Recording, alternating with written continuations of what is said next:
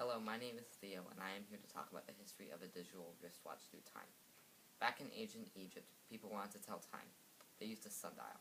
The sundial is a flat circle with marks on it, as well as a stick on the inside. The shadow of a stick will land on one of the marks. The mark that it lands on will show the hour. This was the foundation for the clock. Here is a picture of a sundial. In 1485, Leonardo da Vinci made a sketch of a fusee for the clock. The fusee is where the numbers and the minute hand are. Anyway, so in 1524, a German locksmith named Peter Henlein invented the first pocket watch. As you can imagine, people wore these watches in their pockets. The pocket watch has a chain around it and a flap that opens and closes. Inside the flap is the clock. Here is a picture of a pocket watch.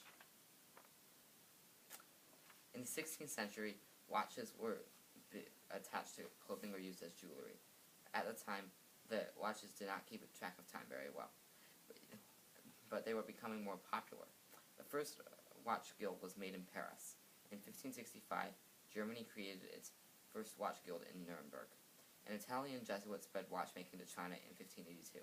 In 1685, after watches began to have a minute hand, many French watchmakers moved to England or Switzerland.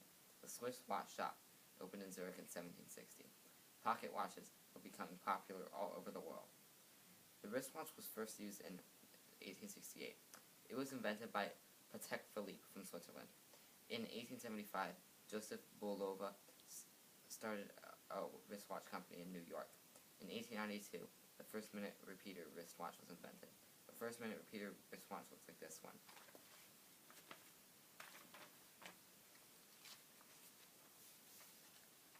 In 1904, Louis Cartier invented a wristwatch for men because they were being viewed as a timepiece for women only.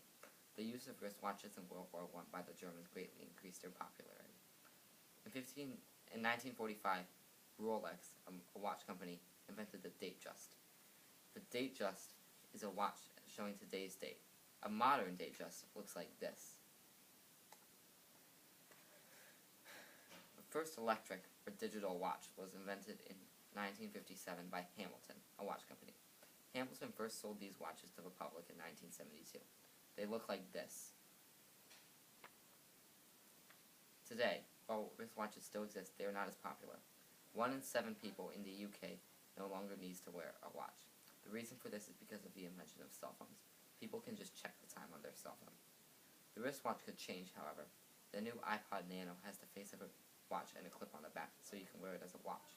The wristwatch may change over time in the future. Often, watches that are still worn are worn because of your social status. Rich people may wear fancy watches because they look nice. As being an important part of history, watches are still liked. So while the wristwatch's popularity may be decreasing because of new technologies, people still and will continue to buy them. So the wristwatch has evolved from a sundial to a pocket watch to a wristwatch to a Datejust, to a digital wristwatch, and now a digital clock on the cell phone. There will be many future ways to tell time, but for now, that is how the wristwatch came to be as it is today.